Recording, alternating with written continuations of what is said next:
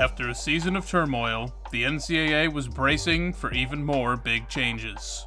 While the talking heads focused on North Texas's fourth straight title, debating their dynastic run amongst the all-time programs, the news that was soon to be announced would have similar historical significance.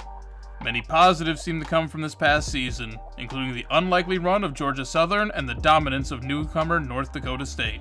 However, the season was best summarized by the shocking season finale loss by Notre Dame, which not only cost them their number 1 ranking, but dropped them out of the top 10 completely. Desperate to avoid the situation again, the Fighting Irish decided there was only one reason for their precipitous decline. No, it wasn't a loss to a lowly team that cost them, even though it totally was. Team leadership concluded the reason for their championship drought was the same reason that used to benefit them. Notre Dame was going to join a conference. They would not be immediately joining anyone, choosing to take their time and hear out any and all offers, but next season would be their last as an independent. However, there were plenty of conference shakeups happening this year. After a 12-1 inaugural season, North Dakota State was recognized as the first domino that needed to fall. With offers from every conference, the Bison tried to weigh their options and decide if they wanted to help build a conference or join one that was already a powerhouse. The Mountain West and Pac-12 seemed like obvious fits, and the Big Ten was desperate to add a potential big-time program, especially knowing it might impress Notre Dame. While this seemed to be NDSU's final 3, a series of deals would be agreed to that meant not only would none of these 3 conferences land North Dakota State, it would prove catastrophic for one of them. Years after the conference almost disbanded, the Big 12 decided it was time for expansion to become the Big 14. An agreement was reached with North Dakota State, expanding the conference's reach to the entirety of Mid-America. Their expansion didn't stop there, as they also came to terms with longtime Group of 5 contender Boise State, who were coincidentally rivals to North Dakota State. For the 14th spot, the Big 12 reached out to one of their former schools in hopes that recent events would motivate them to jump ship, and after 15 hours of negotiations, the conference announced that the Nebraska Cornhuskers were coming home. But more importantly, this seemed like the last nail in the coffin of the Big Ten. Nebraska's departure meant that Ohio State was the only school in the Big Ten that finished the year ranked. They were also the last big-time program left. While Wisconsin was a steady second-tier school, the rest of the conference members, such as Minnesota and Illinois, had seen their glory days end around the same time the Beatles came to America. While they were a logical geographical fit for Notre Dame, the conference members saw no roadmap to adding the Fighting Irish. This was the tipping point for Ohio State, who announced that, effective immediately, they were leaving the conference to become an independent, and they had no interest in joining any other conference. The Buckeye brand, fresh off a national championship appearance, would not be helped by joining a conference, and they were going to attempt to make it on their own. After the dust settled on the Power 5 conferences, one team not moving up was Georgia Southern. Their season had gone well, and they were a top 10 school going into their bowl game loss, but it was treated as a fluke and not an indication of future success. However, a few other teams would be moving, and most of them were moving on from their independence.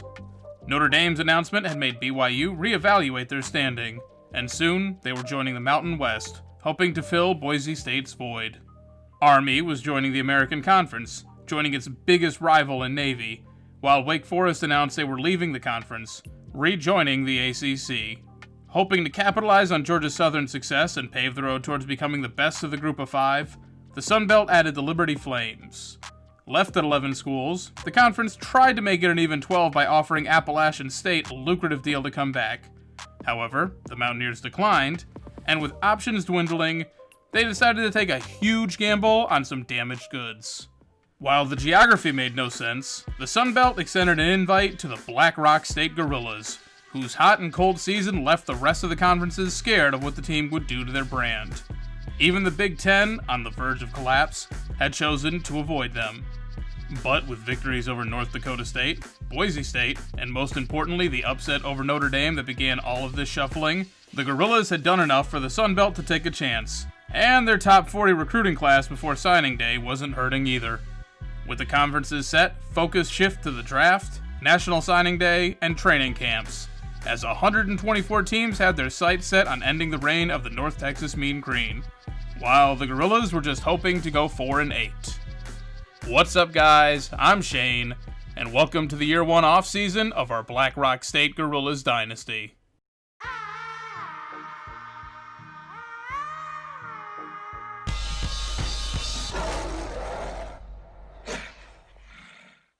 Alright guys, Future Shane here. I'm just hopping in real quick before we get on with the episode. In the last episode that I uploaded, which was the Choose My Team episode for the Relegation League, I said that I was going to be taking about a week and a half off.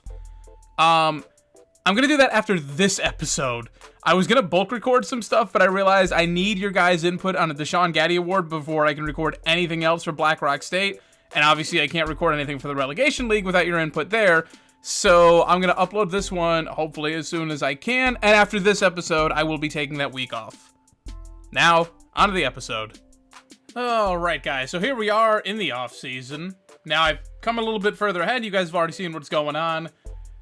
Now, we're going to take a quick look here at players leaving. And like I did at the very end of North Texas, I'll do it throughout, like, the actual series now. I'm going to give everyone a little send-off.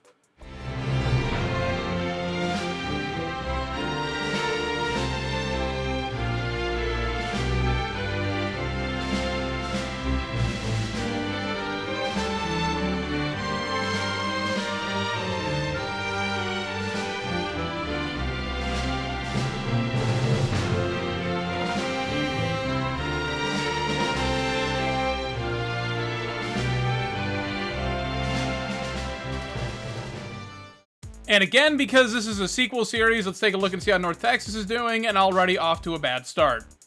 Mason Fine Jr. is declaring as a redshirted sophomore. He's a 5th round pick. I don't know why he wouldn't stay. Brennan Ginsburg also retiring at center, 7th round pick. Oh, again, why don't you keep him around? This is like their 7th string wide receiver. That makes sense that he's leaving. You got Matt Roden leaving. Aaron Pitts. Eric Emil, look at all these first-round picks for him. Dominic Serafino, Peter Smith, Michael Bonds, Donald Smith. Mickey Irvin is still going in the 2nd round somehow. Okay, so he ended up being pretty good. Paul Strong, he's going to be a 4th-round pick. Another kicker drafted for him. You've got James Hayes, who I still don't know who the hell he is, but he's a 6th-round draft pick. And then Green and Estes, the 2 strong safeties, they're both graduating. Neither one good enough to get drafted. The North Texas players, their send-off, you're going to get that at the very end of the episode. So anyone who's new to the channel who is not invested in North Texas, I won't make you sit through it. Now, you probably noticed 3 omissions from the people who just got roll call there. One of them is Night Train Lane. I'm sorry, you didn't do anything for us. But Dwight Schrute and Spate Nickel, those are our new coordinators. We do not have level 1 coordinator. It's still the same ones from last year, but they're nobody in particular. So for right now, Nickel and Schrute, they're going to be our coordinators going forward.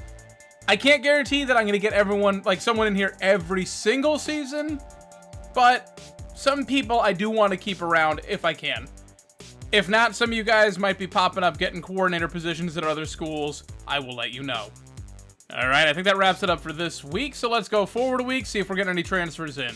God, I hope so. Oh, and I am going to export the Madden draft class. I don't know that I'm going to do Madden 25. I don't actually own a copy of it, but just in case. All right, sweet. We got a right end and a center both coming in. This guy's from North Dakota State, freshman, sweet. Redshirted freshman, so he'll be a redshirt sophomore by the time he starts for us, I believe. Willis, actually, you know what? I don't 100% know how this works. But either way, a 66 overall offensive lineman. He'll be like a 72, 74 overall by the time he's eligible to play for us. That might be our best offensive lineman by then. And in case you're curious, nobody was drafted.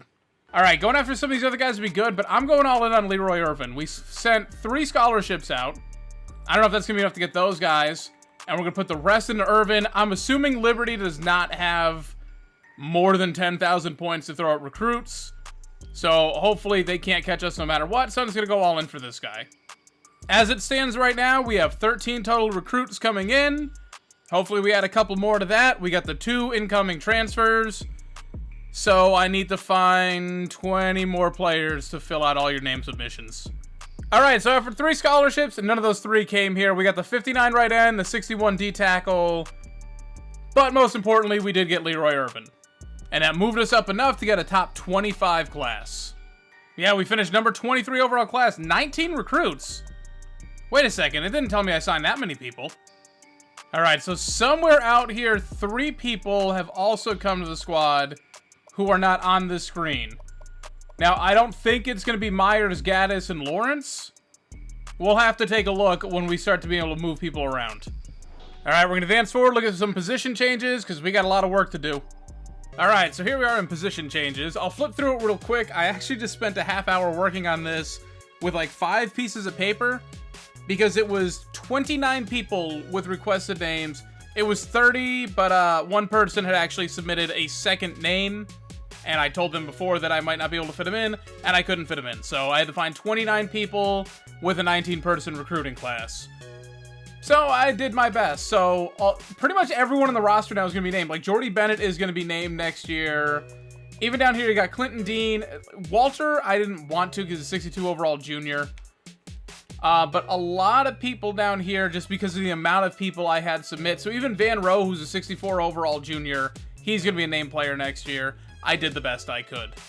So Cohen was a 76 overall free safety. He was actually a 78 running back and wide receiver, which that's what we need is another 6'5" running back. Cornerbacks are looking a lot better with these JUCOs. I think Lacey's actually a 78 safety and Rogers is like a 73 running back, but I need you over here, bud. And I swore that we had signed more wide receivers in this, but I guess we just got the athlete and then this guy down here. But this kicker comes in, he's an 85 now. He was an 86 punter over at kicker, 85. Automatically the best player on our roster. Huh. And now the thing that we need more than anything, it's time for training results. So Williams taking out the +5. That is great for us. He's going to be starting for the next few years. Jordy Bennett also the +5. Again, he's a named player, so it's good to have him be good. Halfback, Shellman with a +5 up to an 84. Rico Owens getting a +6. That is tremendous for us. You're also about to lose your number 1, bud, I think. Or no, you asked for that. You get to keep the number 1. All right, whoever requested number 1, Joey Thomas, the quarterback, you're going to have to wait a couple years for that. Swade getting a +4. Did he get a bump to his impact blocking? Because that's really his only stat I care about. He got a +5 to impact blocking. These kick returns just got a lot better for us. Murphy only getting that +4. And again, I'm going to leave it up to you guys after we look through and see what everyone gets. But you get to nominate who you think the Deshaun Gaddy Award winner is going to be. I am going to strongly recommend Murphy. He was the best player on our offense consistently. I mean, Spate Nickel had his moments but was failed by the offensive line, but Murphy put up the stats and was always clutch, and he only got a +4, so bumping up 3 more points, that puts him into 79 overall and helps him out. Birdie and Benfield both with +5s. These guys are going away after this year. Reeves is going away. He only gets a +4. Van Rowe and Hampton down here. Hampton with a +6. All right, he's respectable now, which is good because both these guys are going to be named after this. DeFreeze only gets a +4. Landgraf only gets a +3. I have never seen anyone that low of an overall only get a +3. I've seen people with a 50 overall get like a +9. And he only gets a +3. Ouch. Offensive line, minimal improvement, but we do have one of the offensive linemen that we signed, or the only one we signed, actually. He's going to be our left tackle. So these guys getting whatever training results. He's still a 63 overall, and he'll be starting. Davidson getting a +5. And actually, I should have looked at this. He only got a +2 to his impact blocking. He's a great pass blocker, and that's it. There we go. Miller getting a +8. Good God, you can nominate him for the Deshaun Gaddy Award, and he'd lose an overall point. Willis, who is the incoming transfer, he's going to be redshirted this year, so he'll be a redshirted sophomore next season. Gets a +4. If he can get like a +5 in the offseason, that means we won't miss a beat going from Miller. Hines getting a +4, finally moved over to right guard now, and then these two were still trash. Zach Miller on the right tackle only getting a +4, half as good as his brother's results. LaMichael Owens, so he was supposed to be a 69 overall lineman, but the only true freshman I had who could do that was a linebacker. So I made him the exact same stats as someone who's 69 overall on the roster. But I had him at linebacker. So he's actually like a 61 because the awareness drop when you're playing out of position. Moved him over, he jumped up to a 72. I don't know what the hell I screwed up. But now he's a 76, so real respectable. Like, borderline good. Like, I might make you catch a red shirt at one point to potentially get drafted. That's going to be something I do going forward. If I have a senior who has not been redshirted and a freshman behind him, I will redshirt the senior, play the freshman, and I'll redshirt the freshman the next year and play the senior. So you're going to see me do a lot of stuff like that. Blackman getting a +4, so a 76 and a 75 for our defensive ends. That's real good. It's way better than we were. Defensive end, oh man, the tackles got good. +5s across the board. St. Martin getting a +5 and Beardman getting a +5. And Noel, who I didn't actually have to rename, he gets a +5 as well. McMiller only getting a +3. Damn, he played better than that for us. Gardner only getting a +3. He's going to be a name player. Alfred got a +5. He was our backup outside linebacker last season. I moved him over because I needed another middle linebacker to get renamed. He should technically be starting over Rob Rose, but he's only a sophomore, so Rose is getting a start. It's the same logic that applied last year. And again, Rose forced that fumble on that failed punt, so got to give him love. And Andrus down here, yeah, he might just be a diamond in the rough. Look at his speed. He went up a little bit. 69 overall, redshirted freshman. That means he'll be ready to go after Alfred retires too, so this whole thing can be a succession plan. Ginsburg getting a +5. His speed, 89 speed, 90 excel. I can put him at running back for us. Cornerbacks, Minor gets a +5, so he'll be like the slot. The two JUCOs are going to be starting over him, and Mamadou Kane, same thing. I'm still going to mess around with some red shirts at corner just because I signed a bunch of people. Santos getting a +4, Arrington a +4 as well. It's still going to be Santos starting. Arrington is... Oh, I meant to put Arrington over at strong safety, and I forgot. That was the other out-of-position player. It doesn't matter. He only loses like 1 point. It's fine. Andrew Thomas only getting a +3. Again, Andrew Thomas was already a named player. Someone actually submitted the name Andrew Thomas. I was going to put the YT thing at the end like some of the other people do, but I'm lazy. And it's a full roster that I have to do. Maybe next time. Erickson only getting a +3. Did he get anything? I wonder if it affects... If you win that award, did he get anything to his kick returning?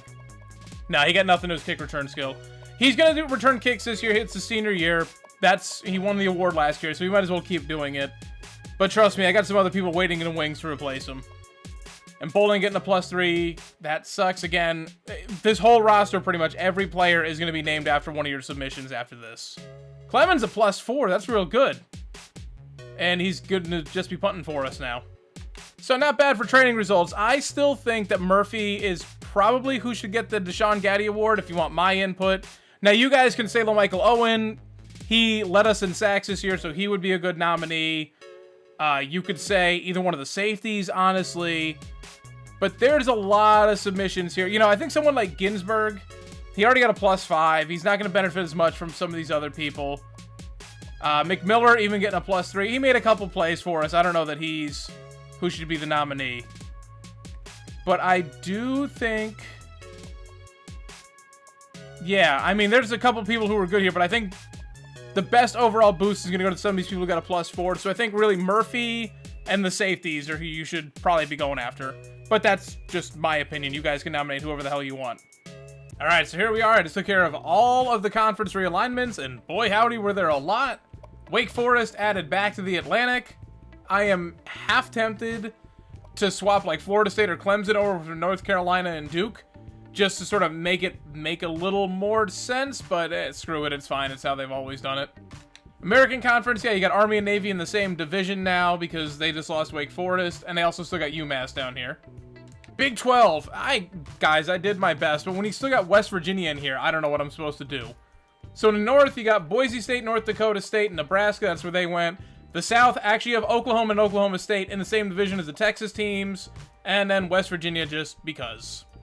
The Big Ten is hurting, but Illinois and Indiana are technically ranked. But, whoo boy, I mean, what do you got? You got Iowa, Minnesota, and Wisconsin? Like, those are your three probably best teams out of here. It's not looking good for them. The Independents right now, still UConn with Notre Dame, and then Ohio State is just fed up with it. I would be shocked if they ever join the conference again. Mountain West, you basically just swapped Boise State for BYU, so that's about it. Conference USA and the MAC, no changes whatsoever, by the way. Pac-12, same thing, they're the same. SEC is the same. And then our conference, the Sun Belt. And again, speaking of geography not making any sense, we've got the West and the East divisions. Yes, I know New Mexico State is the westernmost state here. Get off my back. I had to put someone over here. So over in the West, you got Arkansas State, South Alabama, Texas State, Troy, UL Lafayette, and UL Monroe. No, that's Louisiana, not UL Lafayette. Whatever, I'm going to make that mistake forever. And over in the East, you got Black Rock, Coastal Carolina, Georgia Southern, Georgia State, Liberty, and New Mexico State. We've got 4 technical team builder teams over here, so I guess this is a full team builder division now. Maybe I should go and figure out who else I can add. You know what? We're going to put North Dakota State down here. Figured it out. We got it. Now, I'm not saying that the Big Ten is never going to recover. It could. It could bounce back. I'm not saying that automatically the Big 12 is going to be this dominant monster. Who knows? It could get real disappointing real quick. So that's what your conference is going to be looking like. Now we're just going to jump forward.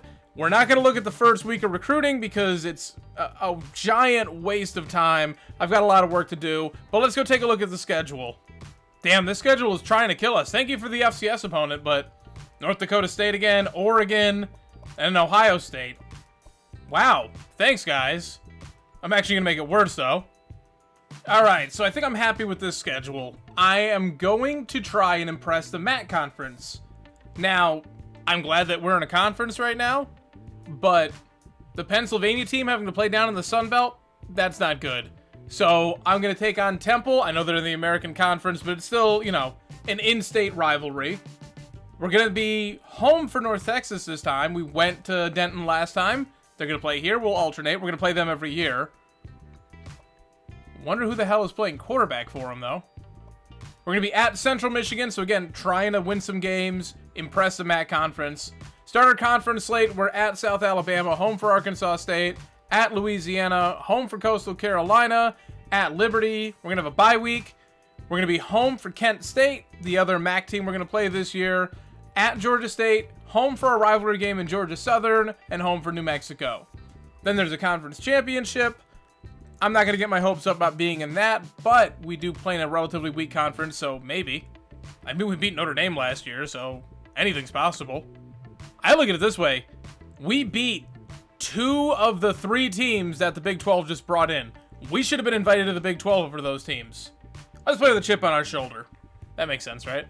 Now, as far as the players that will be renamed, you're going to see all that at the beginning of the next episode, so don't worry. No one's name has changed here, because I've already spent like an hour and a half on this episode, and that's going to take me probably another 45 minutes. But alright, that'll wrap this episode up. Thank you guys so much for watching. If you liked the video, please be sure to hit like down below. If you want to see more from me, be sure to subscribe. Hit that notification bell to get it delivered directly to your inbox every single time I upload. Any thoughts, suggestions, whatever you may have, leave all that down in the comment section below. Everything you leave down there I will always respond to, unless you are the trolliest of trolls. Thank you guys so much for watching. I'm Shane. Stay safe. I'm out.